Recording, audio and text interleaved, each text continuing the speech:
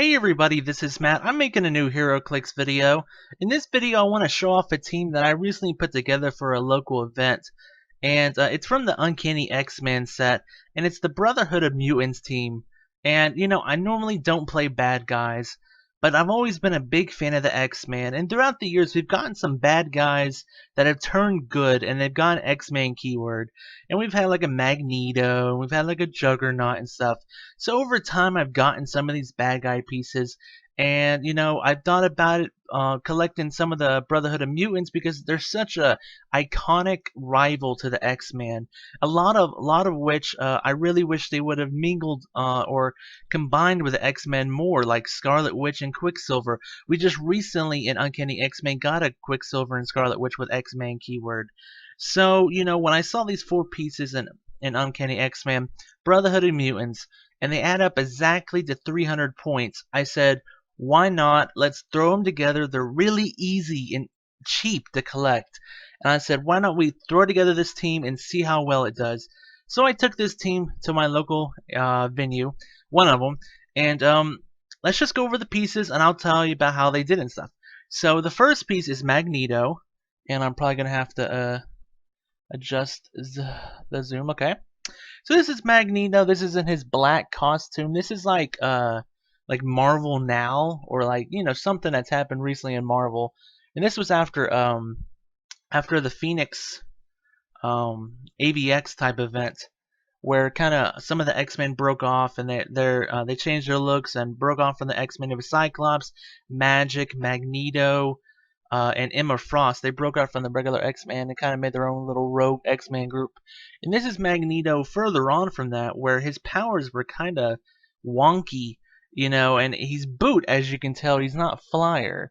And that's because during this time, I guess he couldn't really control his powers very well. But so he starts out with Sidestep, TK. The TK is why I play him.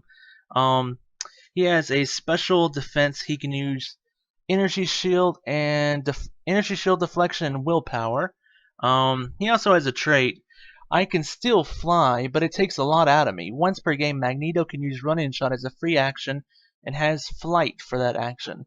So that's really cool. I like it because he can be carried in, he can TK, he has willpower thanks to his defense. So he just becomes a really nice utility piece, and he's only 50 points. I really like him. I pulled him during the pre-release event and just fell in love with him. He's so good in my opinion. He can sidestep up, he can TK, he has willpower, he's harder to hit from range, and then as he takes damage, it's really interesting to see. So like one click in, he loses the regular sidestep and he gains sidestep and stealth, which is nice. But as he takes a little bit of damage, he then becomes an attacker. His last two clicks, he has Pulse Wave, Bag of Knives and Shrapnel. And that's really interesting. But it's really interesting when you bounce onto that, and whoopsie doopsie, my bad everybody.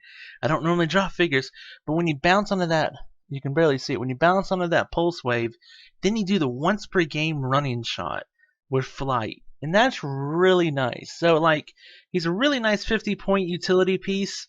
If you're on a theme team like this is, he can be a good piece to use a theme team probability control with, and then he bounces onto late game really good offense with Pulse Wave.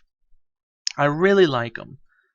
Okay, and then let's go to Juggernaut on the Juggernaut, and he is again one of my favorite figures from this set. It's just so good. He's 150 points. There's two different Juggernauts in the set. But one is X-Men, and that's the rare. One is Brotherhood of Mutants, and this is uncommon. I actually kind of like this one a little bit better. As you can see, his helmet can come off and on. If I can get it off. There we go. His helmet comes off and on. I think that's so awesome. He looks good even without it. Just really nice. So his whole thing is he can sidestep. He's really hard to hit. When he has 18 impervious. Whenever he has the helmet on, he has willpower. He ignores Psychic Blast. He ignores Range Combat Expert, I believe. Let's just look at it, okay? So when he has it on, He cannot be targeted by opponent's Mind Control, Outwit, or Psychic Blast. That's really nice because there's no easy way to get past his impervious other than exploit weakness, but that's where the other thing comes in, where if he gets hit by a close attack, the attack deals no damage, and then each player roll a dice and add it to their unmodified damage value. And if the opponent's dice or die combined is higher, then the helmet goes away. He still takes no damage from that attack. But if you can continue to roll high on that, you can just take no damage from close combat, which is so nice. So he's really hard to get rid of at range. He's really hard to get rid of at close combat. He is just a freaking beast. And then his big thing is, out of the way. Give Juggernaut a power action to move in a direct path can move through hindering, can move through blocking, and blows it up, and can ignore characters for movement.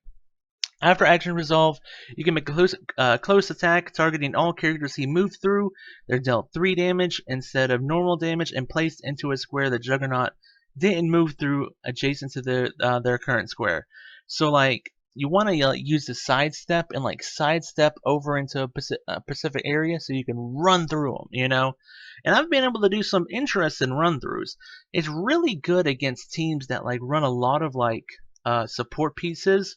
A lot of cheap support pieces that are like 25 to 45 to 50 points, and that you know it's going to die in like 3 or 4 damage. So you just run through them all. They take 3, and then maybe next turn run through them again. You know, I really like him. He's very durable. He goes impervious, impervious. That's ridiculous. Invulnerability, invulnerability, invulnerability, invulnerability, and he's dead. But he has 7 clicks for 150 points. But for that 150 points, you know you're not getting Psychic Blasted. Yeah, they can probably Pulse Wave you. That's I guess the one downside of that. But you know he's sticking around for 150 points, and that's why I absolutely love him, and why I've probably talked 5 minutes about him. Okay, the next piece is a piece I still have not mastered yet. She's very interesting. That is this Mystique. She is 60 points, sidestep, precision strike, willpower, leadership. The leadership is only useful on Vanisher because he's 40 points. Oh, actually, no, she can leadership off of Magneto. Huh, I didn't even realize that. But her real mechanic is Shapeshifter. She has Shape Change and begins the game with a Shapeshift token on her character card. When she has a Shapeshift token, she can move through characters, and opposing characters can only target her if they begin the turn adjacent to her. And then when she attacks someone, you remove the token, basically. And if she doesn't have a token and she successfully uses Shape Change, then she gets the token back. So I've had off and on results with her. I've heard of some really professional people playing at big events and doing well. But I think a lot of the times that's when they have resources and possessions involved that can make her even stronger. For me, just playing her by herself, she's useful for 60 points. She's amazing in the battle royale. You know she's not gonna get targeted, and she can just use Force Blast, and that's her other ability. When this character is given a move action, after action resolves, she can use Force Blast as a free action. So she can just sidestep is not a move action. That's the downside. So she can't just sidestep Force Blast. You know you're going to have to be using an action to move and then Force Blast. And then most likely sidestep away. Because when she has the Shapeshifter token, she doesn't have to break away. So she can just walk right up to Juggernaut. Well, Juggernaut's not the best choice. Walk right up to him, knock him back too, and then sidestep away, or even if there was multiple people there, walk up to them, knock him back, and even though she's based with her Shapeshift token, she can sidestep away, breaking away automatically. So she's really just all about messing up people behind the scenes, and then when she's ready, taking a shot and dealing some damage. The precision strike is nice against any kind of super senses, so that's really nice. I haven't really looked at most of her dial. She has willpower, so I've never really pushed her off of that, and she almost never gets hit. If she gets hit, she's most likely dead. But she most likely doesn't get hit because of the Shapeshifter token. So she loses leadership, willpower, but gains she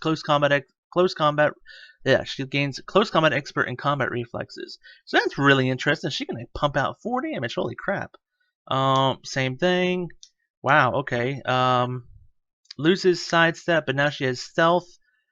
Wow, okay. She's really interesting. I would actually recommend you pushing her because, you know, starting out, it don't seem like she can do much, like a big whopping 2. But if you do push her and let her take some damage, close combat expert, you know, what was the other thing at the very end?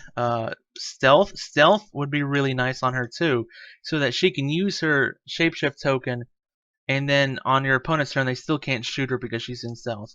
She's a figure I'm definitely going to have to learn how to use better, but I'm interested in using her some more and seeing how she plays.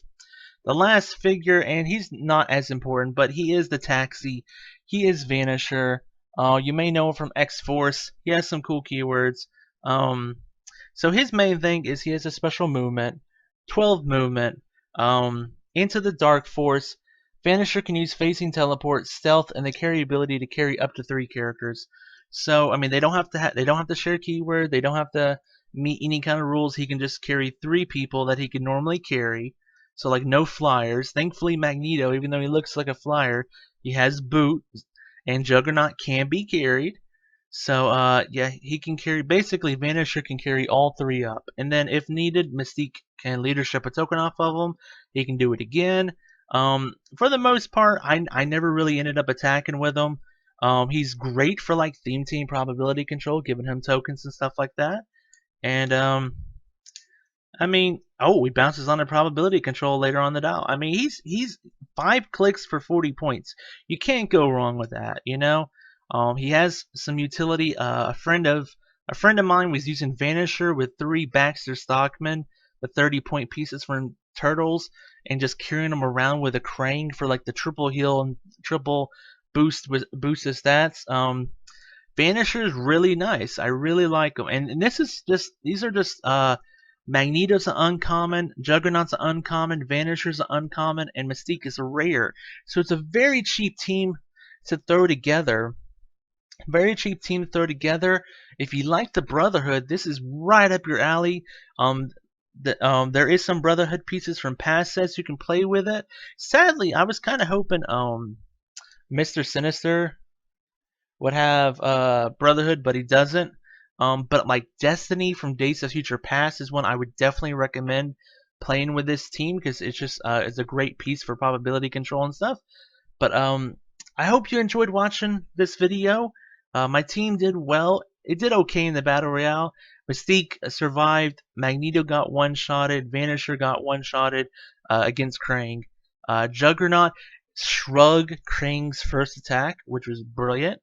And everybody kind of teamed up against Krang, which is how it's supposed to happen, basically. But thank you so much for taking the time out of your day to watch this video. I really, really appreciate it, and I hope you have fun playing Heroclix in the future. Thank you so much for watching, everybody. Bye-bye.